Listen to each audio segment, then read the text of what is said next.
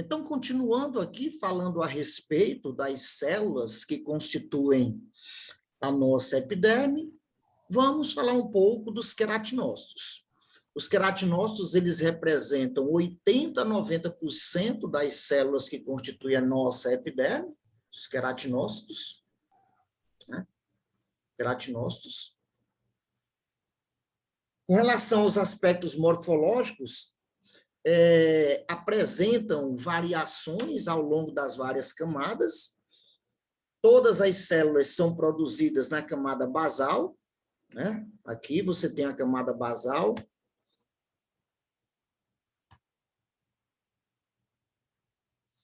Então, aqui, ó, você tem aqui a camada basal. Então, todas as células da epiderme são produzidas nessa camada basal. Essa camada basal, ela seria, no caso, a camada única de células colunares, sob a forma de coluna. Apresenta um núcleo central com contorno espiculado, devido a múltiplos desmossomos. Desmossomos, que, no caso, são aquelas junções existentes entre células que se encontram localizadas lado a lado. Nós temos aqui, ó, aqui nesse material, ela se apresenta mais visível, né? Você tem aqui o núcleo, e aí você tem as células da camada basal sob a forma de colunas e sob a forma de espículas, porque elas apresentam-se ricas em desmossomos. Os desmossomos, no caso, seriam estruturas que se formam aqui, ó, numa substância cimentada que fica entre as células, e daqui ela vai apresentar o quê? Ó, digitações que vão em direção ao citoplasma das células vizinhas. Desta forma, os desmossomos são especializações de membranas justapostas, que estão localizadas, que estão dispostas lado a lado. É uma característica das células da camada basal, apresentar esses desmossomos. Então, aqui você tem as células colunares, né, da camada basal. Então, está aqui, camada basal, ela é uma camada única de células colunares, perpendiculares à membrana basal, com núcleo grande e oval. É uma característica das células dessa camada. A camada espinhosa,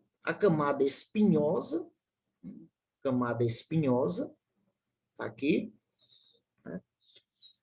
Ela é constituída, na realidade, de 5 subcamadas, com células poligonais, com um núcleo central, contorno em forma de espícula, devido a que há também a presença de múltiplos desmossomos. Apresentou células justapostas, lado a lado, são ricas em desmossomos, portanto, apresentando espículas. As espículas são justamente aquelas digitações que se encaminham em direção ao citoplasma de células vizinhas, certo? Essa seria o que? A camada espinhosa, né? A camada espinhosa, que seria a camada, tá aqui, ó, estrato basal, camada espinhosa. Aí você tem a camada granulosa, a camada granulosa.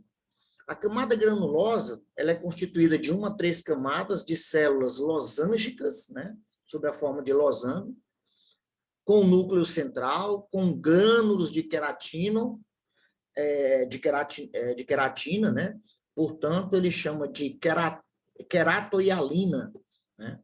Que seria o aspecto dessa proteína, queratina sob a forma hialina, sob a forma de uma substância gelatinosa. Apresentam também, né, o núcleo central. E você tem a camada córnea, que é a mais periférica, né? Ó, o extrato córneo, ó, extrato córneo. Apresenta as células achatadas, sem núcleos, né? dentre a sua configuração, você tem de 1 a 5 camadas, por isso que ela é chamada de pavimentosa, camada pavimentosa. Então, vejam que a epiderme em si, ela é ela é constituída de muitas camadas, o que condiz muito com a questão da sua proteção, né? Olha lá, a camada basal, ela é uma camada única, que é de onde vêm todas as células. Mas quando você vem para as camadas, à medida que você vai subindo, você vai tendo o quê? Você vai tendo subdivisões. Você tem 5 camadas aqui na espinhosa, granulosa você tem de 1 a 3 camadas, a camada córnea, que é a mais superficial, de 1 a 5 camadas, né? E assim, esses vários pavimentos, eles contribuem e muito, né, para a questão da proteção em relação ao ambiente interno do corpo. E observem aqui, com relação à questão da renovação epidérmica, isso aqui é o chamado ciclo celular. Ciclo celular. Então, a renovação epidérmica, ela se dá de 59 a 75 dias. A epiderme, ela é renovada de 59 a 75 dias, sendo que as camadas basais, elas têm divisão celular a cada 19 dias. A migração destas até a camada granulosa, ela vai no intervalo a cada 19 dias, a camada basal, a divisão a cada 19. A migração até a camada granulosa de 26 a 42 dias. E o trânsito destas células na camada córnea é em torno de 14 dias. Então, isso aqui é muito interessante para a gente saber uma situação. Como essas células estão em constante renovação, quando a gente fala, por exemplo, a respeito das... faltou o nome agora. Você fazer pintura na pele, como é que se dá o nome? Fazer as tatuagens, né? Os tatus da vida, né? No caso, as tatuagens, elas não são feitas diretamente na epiderme, porque essas células estão em constante renovação. Sendo assim, a implementação, né, do material vai ser na região da derme, ok? Então, isso aí seria um ponto interessante.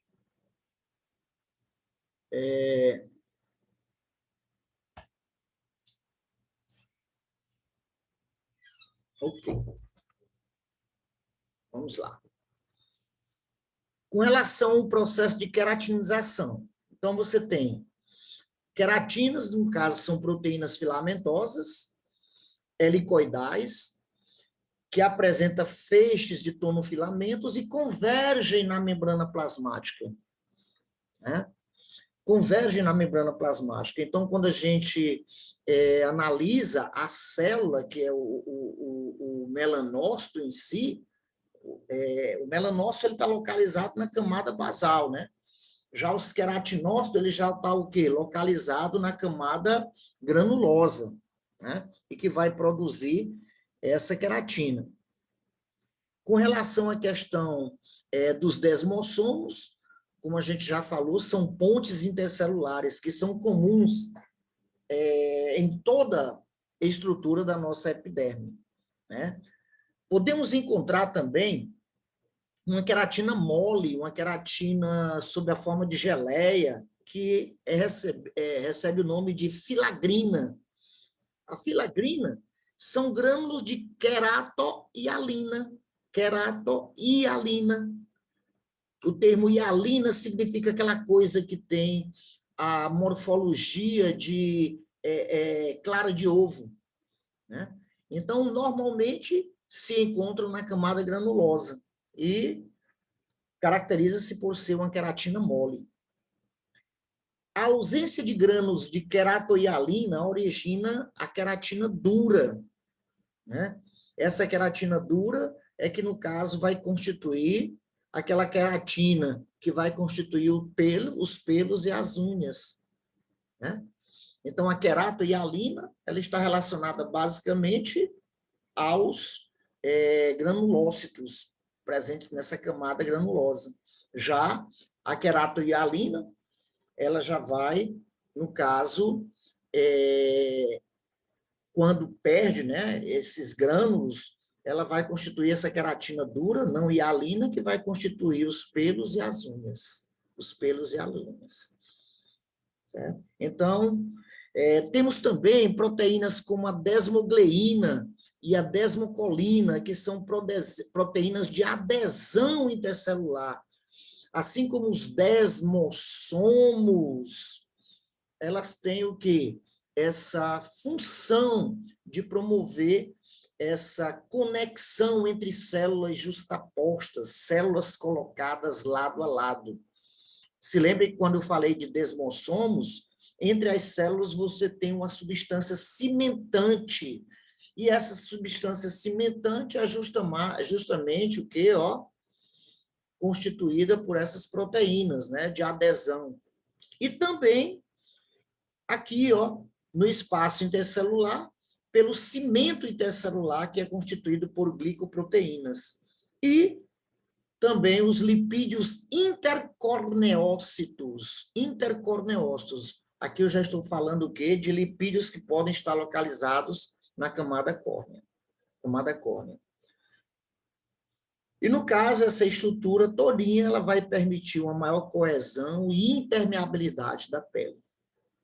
Certo? Então, vejam que a epiderme é uma camada bem fina, certo? Porém, apresenta uma grande diversidade de células e também de proteínas que são produzidas por essas células específicas que apresentam funções também específicas, como a adesão entre as células, como a proteção por conta da impermeabilização dessa pele, tá certo?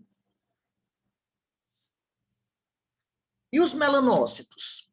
Então, falamos lá dos granulócitos lá. E os melanócitos? Os melanócitos são células dendríticas. Dendríticas apresentam o quê? Apresentam ramificações. Né? Se lembrem dos dendritos das células nervosas. Né? Então, se você observa aqui, você tem o corpo celular, e aqui você apresenta os dendritos, né? Células dendríticas. Existe uma relação de 1 melanócito para 10 queratinócitos. 1 melanócito para 10 queratinócitos. São células produtoras de um pigmento denominado melanina. E essa melanina ela é produzida onde? Nos melanossomas. A partir de quem? De um aminoácido, que é a tirosina, pela ação de uma enzima, que é a tirosinase. A tirosinase. Então, a melanina, ela é fabricada a partir de quem? Da tirosina, pela atividade da tirosinase. No interior de quem? Dos melanossomas. Melanossomas são bolsas que apresentam proteínas específicas que vão produzir os melanomas. Ou, desculpem, a melanina.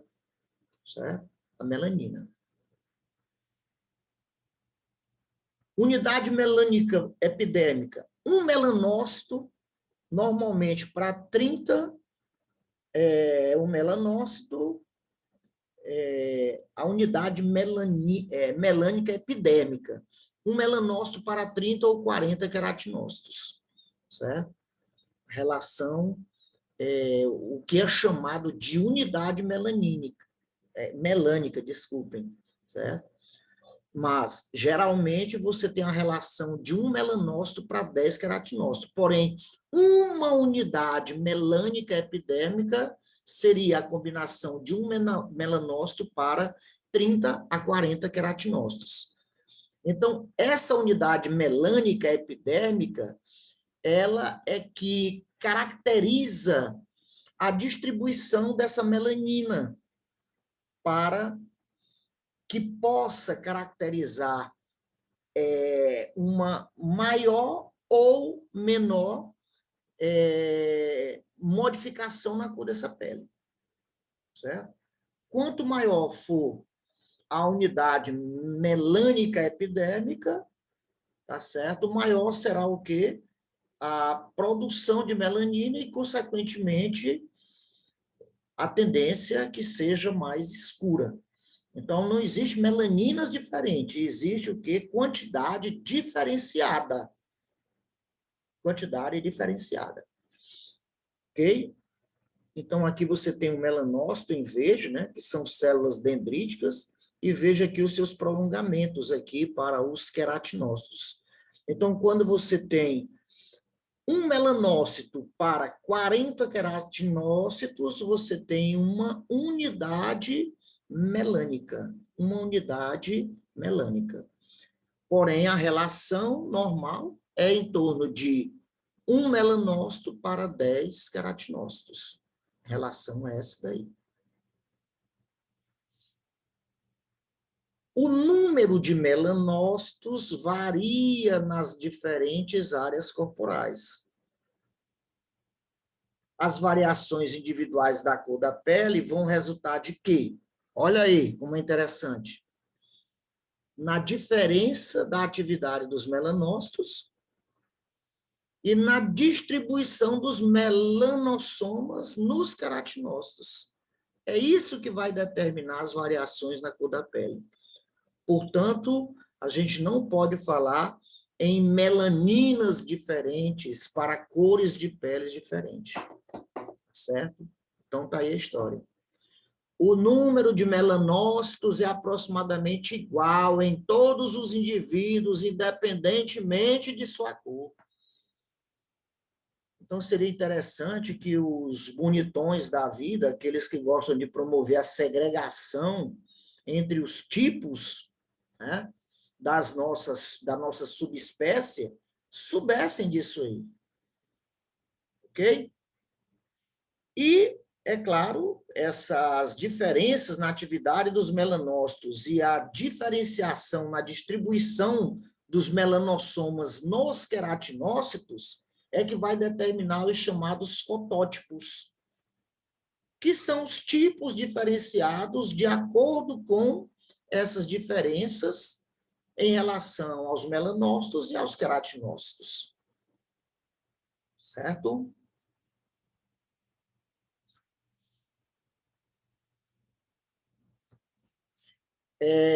Células de Langerhans. O que são essas células de Langerhans? São células apresentadoras de antígenos, né? Representam de 3 a 6% das células epidérmicas.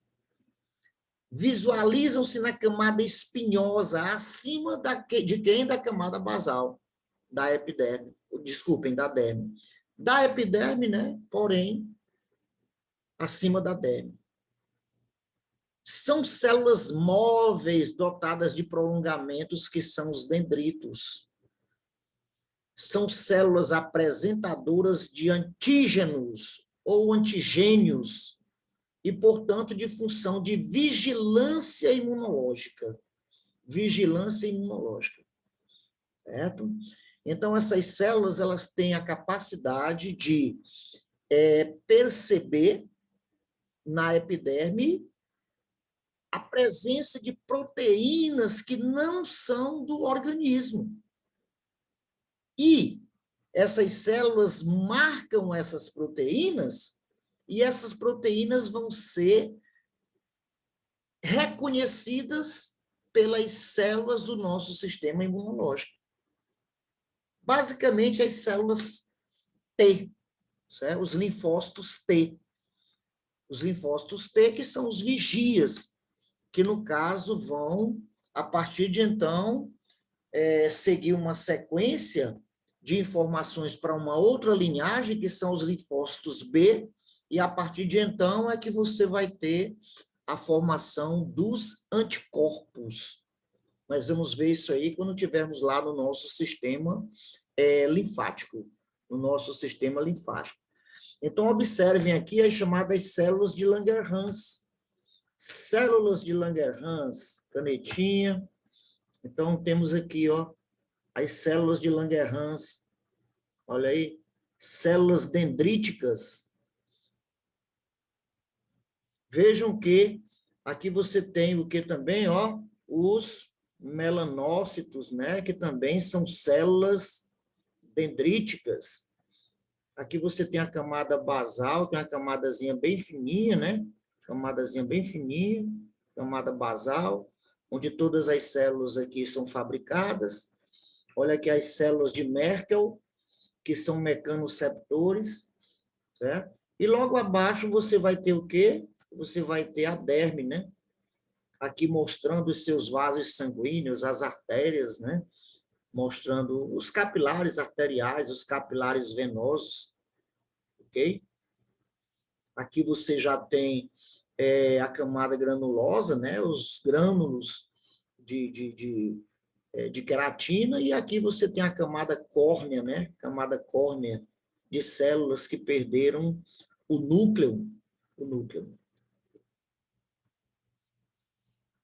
As células de Merkel, como a gente já falou, elas localizam-se junto à camada basal, né? Junto à camada basal, aqui, as células de Merkel. Nas palmas e plantas das mãos, né? Na palma das mãos e planta dos pés, né? Na mucosa oral, na mucosa genital, no leito ungueal e também pelos. São células neuroendócrinas e contatam com os queratinócitos através de quem? Dos desmossomas, que são aquelas ligações existentes entre células justapostas, né? Justapostas, células colocadas lado a lado. Então, são mecanorreceptores, estão associados a quem? Ao tato. Então, quando se fala do tato, da percepção de determinados estímulos táteis, são comuns a determinadas regiões da nossa pele, né? Então, ó, na palma das mãos, é interessante, né? Percepção tátil. Na planta dos pés, né? Ela também é interessante, porém não tanto quanto a palma das mãos. Na mucosa oral, né? Eu não sei se vocês já viram pessoas que cegas, quando elas não conseguem perceber variações táteis com as porções distais dos dedos, normalmente elas colocam na região da mucosa labial, para poder perceber essas variações no relevo e assim perceberem a questão do tato. Tá certo?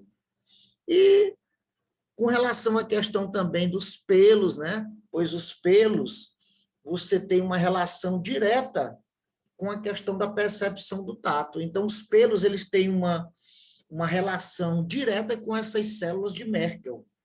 Porque a partir do momento que você toca no pelo, essas informações elas são repassadas à camada basal, onde nós vamos ter essas células de Merkel. E com relação aos genitais, não precisa nem a gente explicar muito, não, né? A questão da sensação tátil na região dos genitais. Aí você tem aqui as camadas, né? A camada espinhosa, ela possui células com desmossomos e prolongamentos que ajudam a mantê-las bem unidas, o que lhes confere uma aparência espinhosa, né? Elas estão localizadas acima da camada basal. A granulosa, à medida que vão subindo, os queratinócitos vão sendo achatados. Na camada granulosa possui forma cúbica e estão cheios de grânulos de queratina. Grânulos de queratina, queratinócitos, daí o termo camada granulosa. Ok? E esses grânulos de queratina, eles passam a ocupar os espaços entre as células, o que contribui para a impermeabilização da pele. E a camada córnea, ou, no caso, o extrato córneo, fica localizado na superfície de todo o corpo, é formado por células mortas, não tem núcleo, por isso que normalmente elas morrem, o que a gente já falou anteriormente, são achatadas e queratinizadas.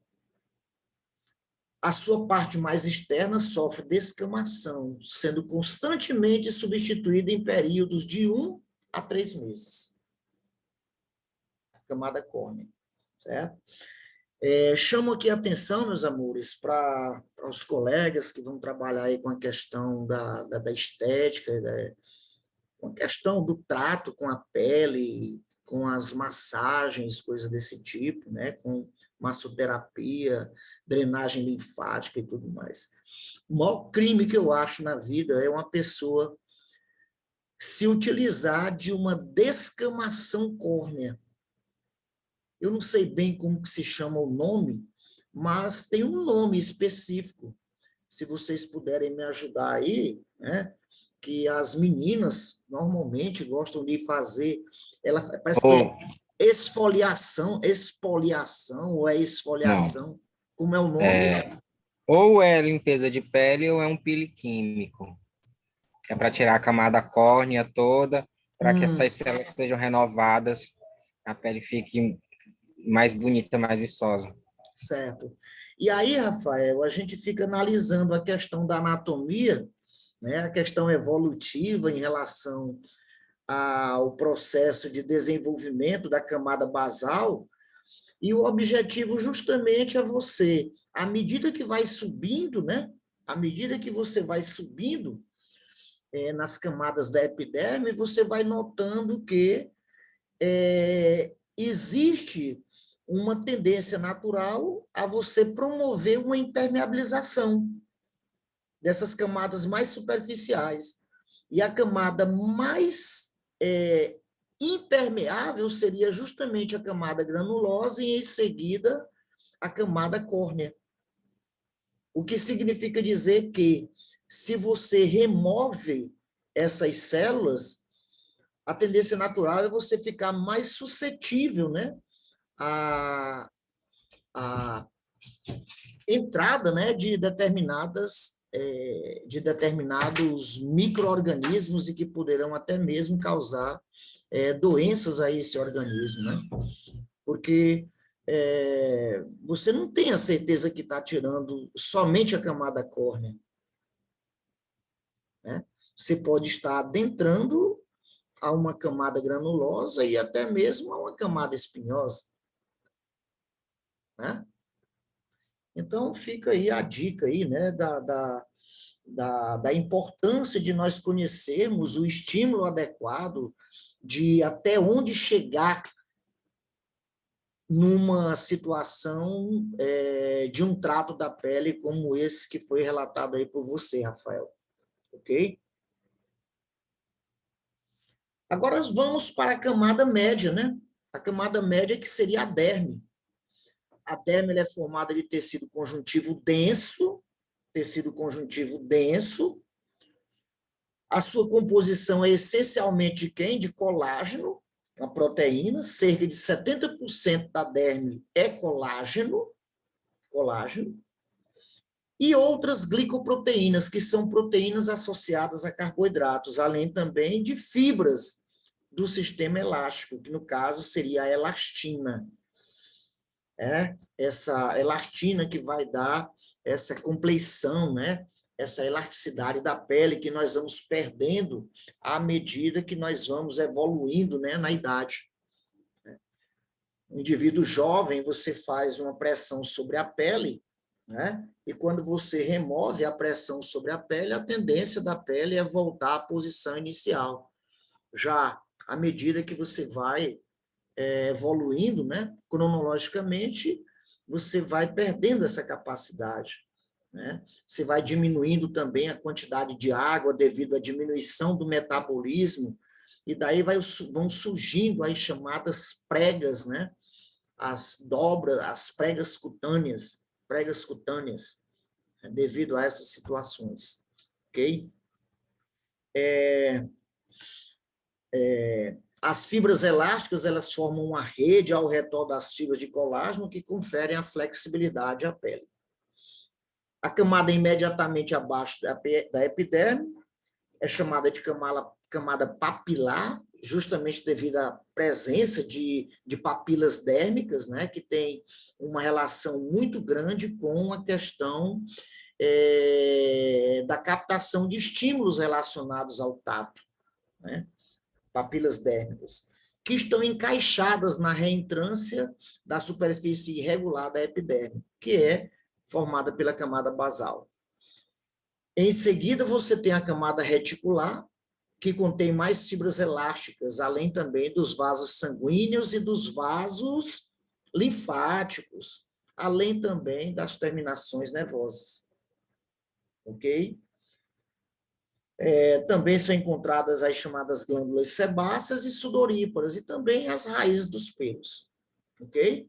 Então, é justamente na derme onde nós vamos encontrar a maioria das estruturas relacionadas à funcionalidade sensorial, a funcionalidade de manutenção da temperatura corporal, dentre outras, flexibilidade, dentre outras, nós vamos encontrar na nossa derme.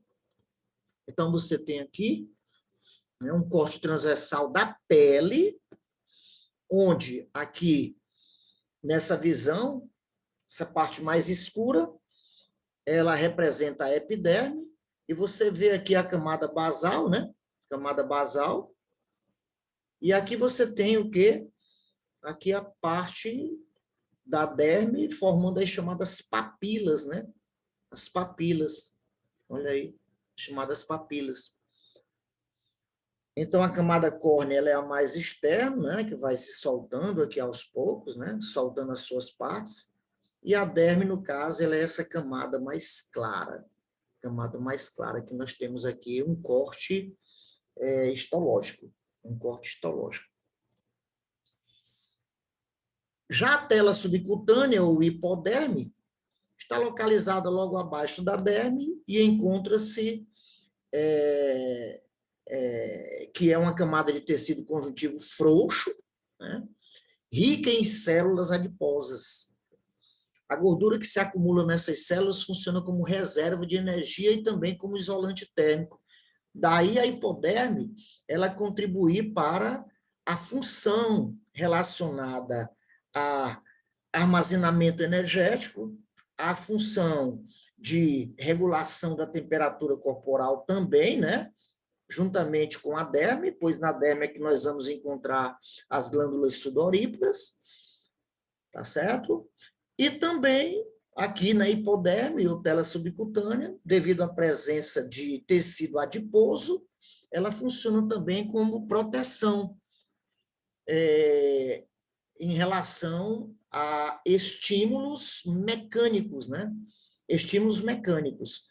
Então, é muito mais fácil existir uma lesão óssea em um indivíduo magro do que em um indivíduo gordinho. Por quê? Porque a gordura ela tende a funcionar como um amortecedor, certo? Contra traumatismos.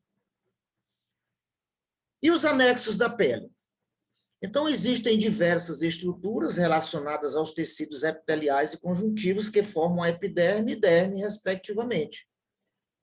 Cada uma com funções específicas.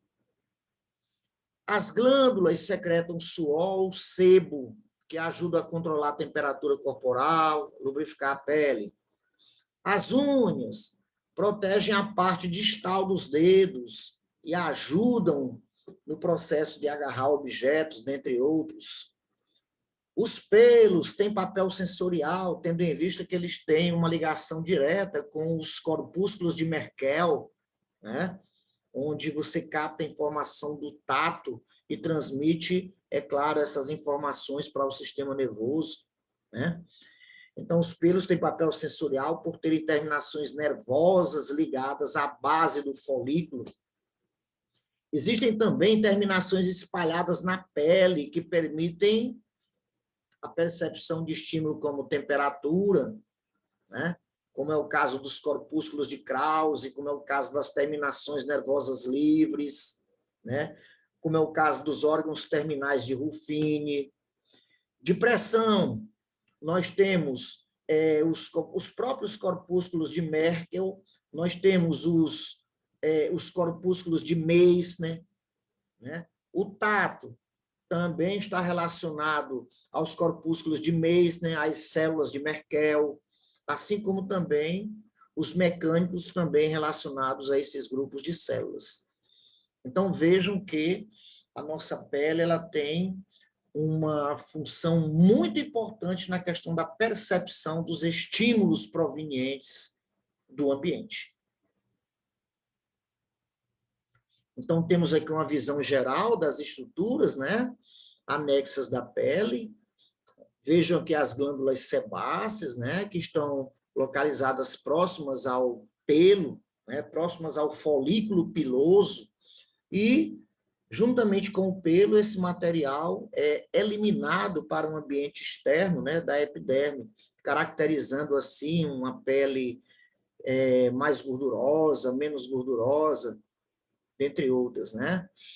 Aqui a presença das chamadas, aqui, das glândulas écrinas, que são glândulas que produzem um suor mais rico em líquidos, sal, do que as chamadas glândulas apócrinas, que são glândulas que liberam grande quantidade do seu próprio citoplasma, e por conta disso, normalmente onde elas se encontram, nas dobras cutâneas, elas fazem com que haja um odor bem mais característico devido à condição de armazenar maiores colônias de bactérias, né? E aí, dependendo da questão higiênica do indivíduo, o indivíduo poderá ter maior ou menor odor característico, né? Então, aqui você tem o folículo piloso, onde você tem a formação do pelo, né, que é formado justamente a partir de quem? De lá daquela queratina, que, no caso, à medida que ela vai perdendo a hialina, ela vai se tornando mais dura, formando, assim, os pelos e as unhas. Vejam aqui a presença, né, da vascularização, as arteríolas, as vênulas, ok? As glândulas sudoríparas, apócrinas aqui, ó, as apócrinas, juntamente com os pelos. Aqui as écrinas, normalmente, elas se dispõem sem a necessidade diretamente do pelo, por isso onde tem, normalmente, aquele odor característico, né, que as pessoas falam, né, da região axilar e tudo mais, aí o pessoal diz, não, façam depilação, que melhora e tudo mais, por quê? Porque as glândulas apócrinas, elas impregnam os pelos, e esses pelos que já têm uma grande quantidade de bactérias, tendo como se nutrirem, eles vão apresentar maior capacidade reprodutiva, e daí produzem ácidos, e esses ácidos normalmente apresentam odores característicos, certo? E aqui você tem nervos sensoriais, né, que captam informações a partir do folículo piloso, levando essas informações ao sistema nervoso central, e assim você percebe, né, a questão do tato, dentre outros, e nervos motores, né?